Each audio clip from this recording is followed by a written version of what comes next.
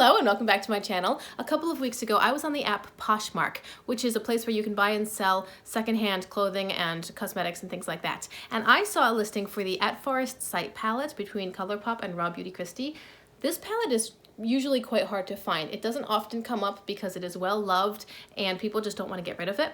But when I saw it listed for a totally reasonable price, I took a screenshot of the listing, I circled the seller and the price, and I put it on my Instagram stories. I'm like, hey guys, if you want this palette, it's available for $20 right now. And then I also sent that screenshot to a friend of mine who's just getting into eyeshadow, or getting into more colorful eyeshadow.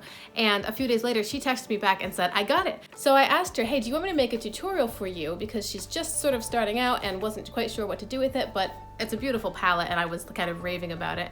And she asked if I could make something that was a little bit more springy, which was a bit of a challenge because it's kind of an autumnal fall sort of palette. It's got deep and rich colors. And so I thought about it for a few minutes and then I was like, oh wait, yes, I have an idea. So this is for Pearl. Pearl, I hope you like this look. I hope everyone else likes this look. And if you're interested in seeing how I created it using the At Forest site palette, then don't go anywhere. And if you're new to my channel, hello and welcome. My name is Rachel. I'm a homeschooling stay-at-home mom who loves to play with colorful eyeshadow. I don't know much about other kinds of makeup. For me, it's all about the eyes. I love eyeshadow. So if you're interested in seeing colorful content such as tutorials, rankings, collection tours, declutters, YouTuber tags, anything related to eyeshadow, I hope you'll consider liking and subscribing. I am trying to upload about 3 videos a week, and you can also find me on Instagram at Shimmers and Silver. Now without further ado, let's get into this look. So to start today's look, I'm going to take a medium fluffy blending brush and I'm going to grab the shade Puffball in the upper left corner. I've decided to do a halo eye for this look, so I'm going to use Puffball as a just a transition color for the entire crease area. So I'm placing that in the crease and blending it throughout the entire crease towards the nose and then gently up towards the brow bone. Alright, I'm going to take a smaller and slightly pinched blending brush. It's pretty much the same amount of fluffiness though. And I'm going to dip into the light pink matte called Old Growth. It's on the far right corner. And I'm going to use this as the start of the halo eye. So I'm going to start this in the outer corner. This one's not going to show up amazing on top of the brown that we placed down, but that's okay. You can always build it. This palette builds really nicely. So I'm just going to put that in the outer corner, like starting in the crease and working down in sort of a triangle shape.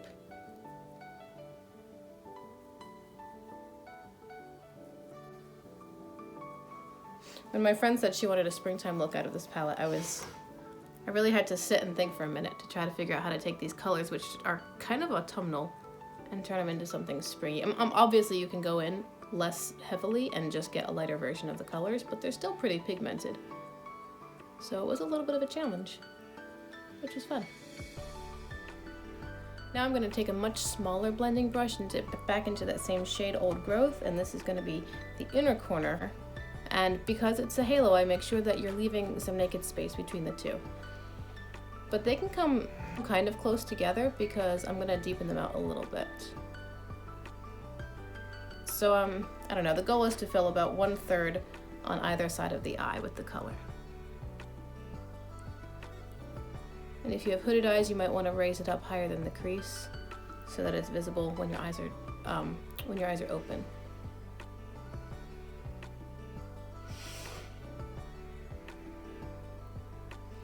Now I want to deepen the look a little bit and add a little bit more pink to it. So I'm going to take that same small blending brush and dip into the shade Amanita. And this one I'm going to go in really lightly. Because again, these are very autumnal sorts of colors and I don't want it to feel heavier. So I'm going in really lightly and I'm just deepening out the outer corner right here. It'll make the look a tiny bit more pink as well.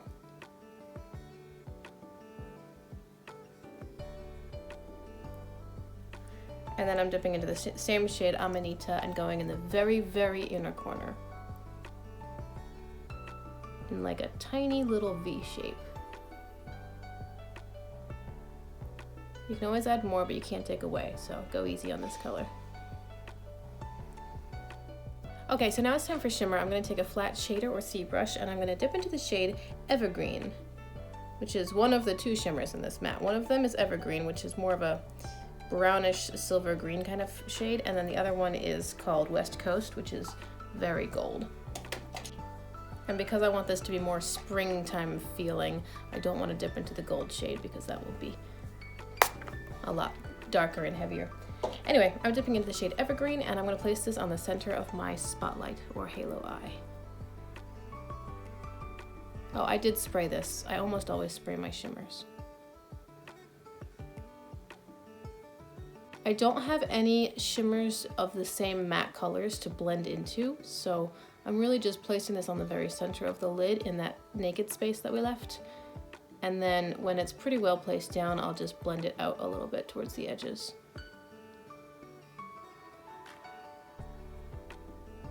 And then with whatever is left on that smaller blending brush we used, I'm just going back over at the transition line between the matte and the shimmer and helping transition them together.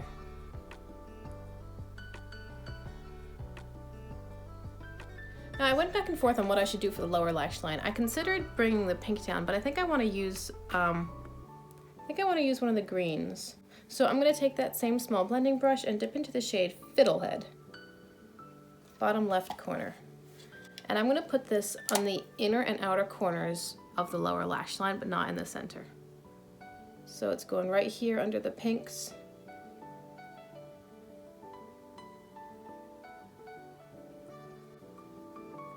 And then it'll go right here under the pinks as well.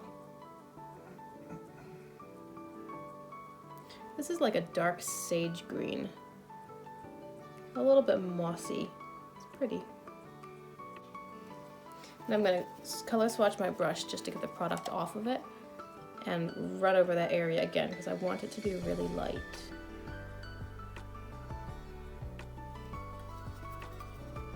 If you don't have a color switch, did I say color swatch? Before I said color swatch, it's color switch.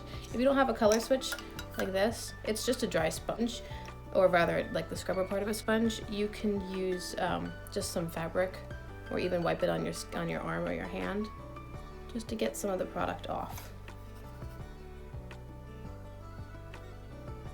Then I'm taking a small pencil brush or a small blending brush, dipping back into Evergreen, and I'm going to spray it. And I'm going to place that directly under the center area where I placed it before.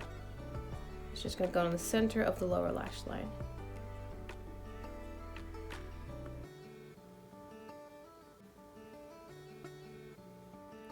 And finally, I'm going to take my finger and dip back into the Fiddlehead shade again, and I want to use this to place it on my lid area. ColourPop shimmers almost always apply better and a little bit more metallic-y if you use your finger. And I tend to forget that because I have so many other brands now. I don't use ColourPop as often as I used to, and with all my other brands I dip and then spray my shimmers. But ColourPop shimmers, you can see the difference when you apply it with your finger.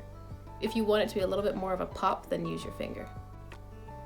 But also, it wasn't a mistake to use the brush because I laid down a base and I blended it into the two mattes, like the two sides that were matte, and then I went over top of it to make it more pigmented using my finger. Okay, that's about the eyeshadow look. I'm going to finish up the other side. Oh wait, I want to add, wait, hold that thought. Sorry, I forgot waterline. I'm going to use a hot pink for the waterline. It's more like a fuchsia. It's called Boots and it's from ColourPop. I was thinking of using a green, but I think that would bring more fall color into it and I want to keep it more springy, especially since I used green on the lower lash line.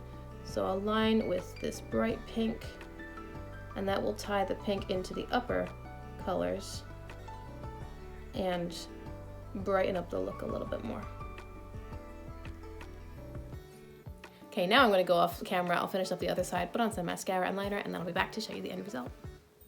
Alright everyone, here's the finished look. I did put on some black eyeliner, did a small wing, put on some mascara. I put some concealer under my eyes and a little bit of face products just to help the eyes brighten up a bit, and some ColourPop lip oil, and that is everything. So I hope you like this look. I think it's really pretty. I really enjoyed the challenge of trying to come up with something that was a little bit more springy in kind of a fall palette. I mean, I knew that I could just dip into the colors really lightly and get lighter versions of the colors, but the colors themselves are more true fall sorts of colors. So this was a really fun challenge. I hope my friend likes it. I hope you guys like it. Remember to like and subscribe if you want to see more content like this, and find me over on Instagram. And until we see each other again, I hope you have a wonderful day. Bye!